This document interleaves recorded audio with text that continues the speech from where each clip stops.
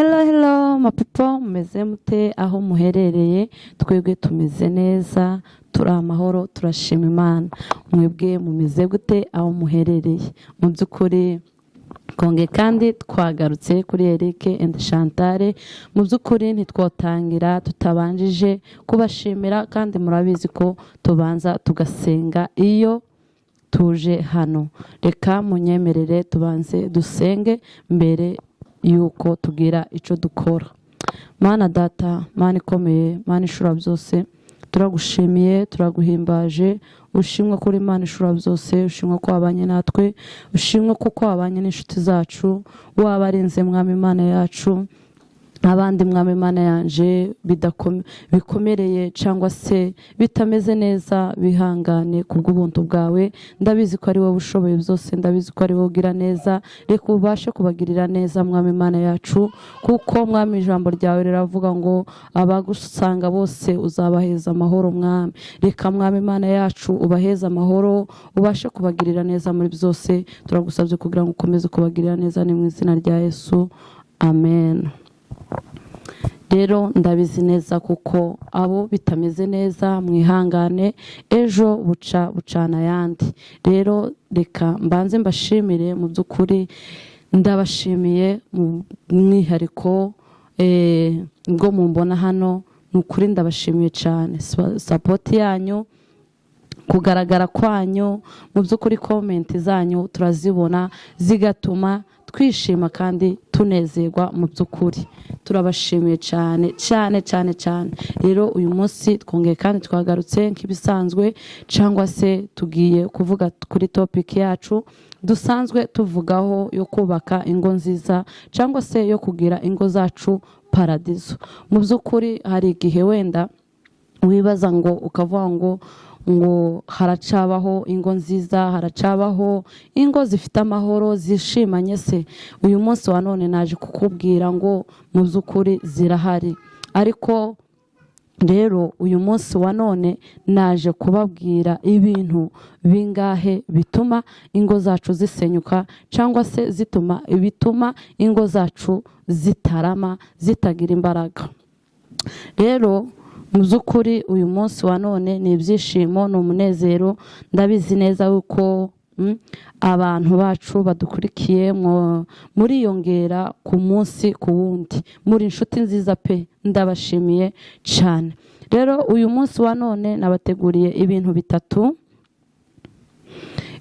bitatu bisenya ingo z'ubunyine. Ibyo bintu bitatu bisenya ingo, cyangwa se mugenda mubona ingo nyine z'ubu nyine zigenda zisenyuka. Dore ibi bintu bitatu ugende ubyirinde, cyangwa se aho uzobibona byose uzomenye ko izo ngo zidafite bino bintu ziba zitariho, kandi zidafite, nuvuga ko ari fondasiyo ntayo ibihari.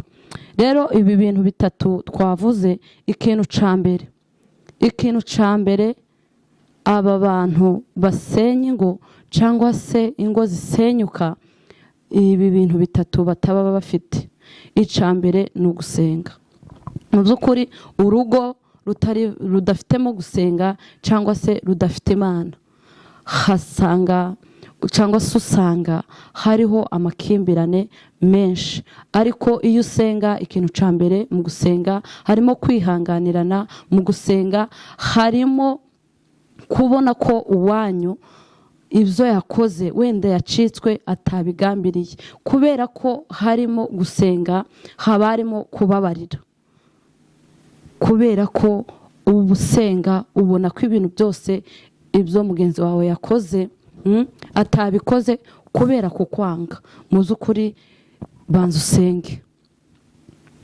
usenge, urugo rwawe rushingire mu gusenga. Iyo wasenze rero urugo rwawe ruba paradizo kuko ubishaka, cyangwa se nk'uko Imana ibishaka. Rero ikindi kintu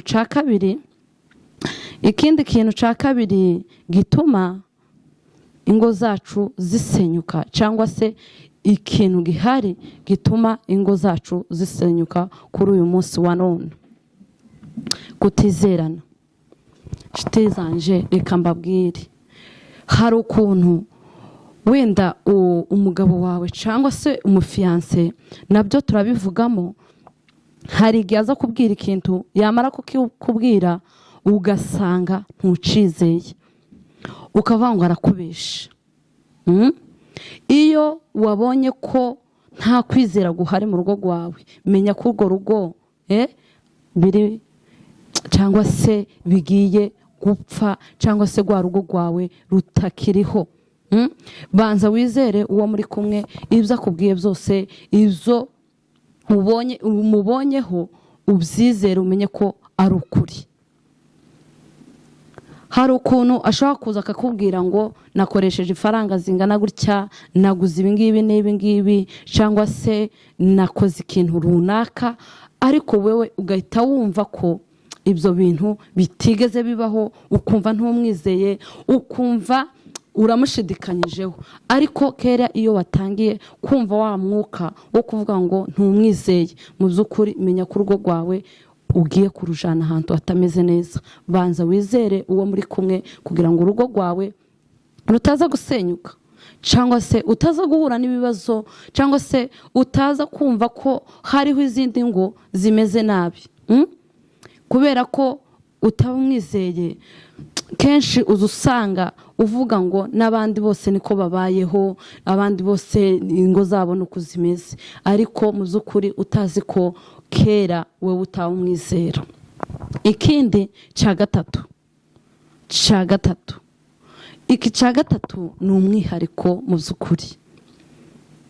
Iki cya gatatu nagiye nsanga hariho ukuntu wumva ko mugenzi wawe ari umunyentege nkeya iteka ryose.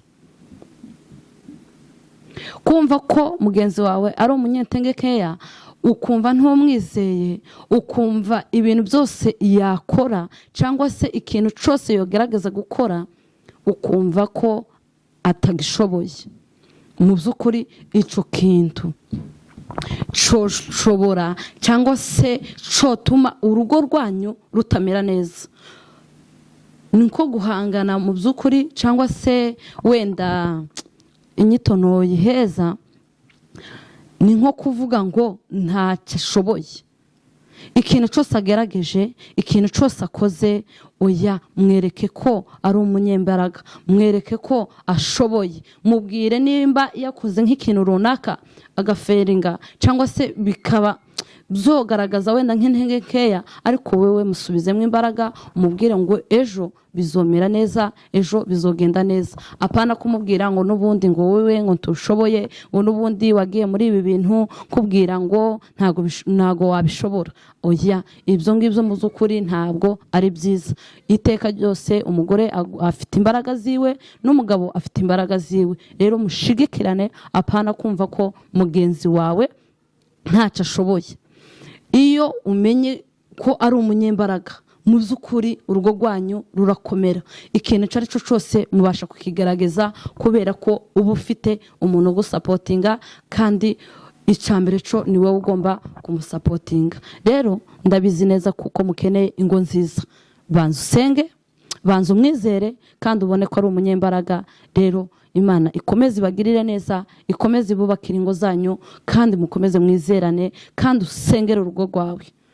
Nubona ibintu byose bije, mu by'ukuri senga kugira ngo kwa kwizera kugaruke, cyangwa se kubona ko umugabo wawe cyangwa umugore wawe ashoboye, nuko wabanza ukizera.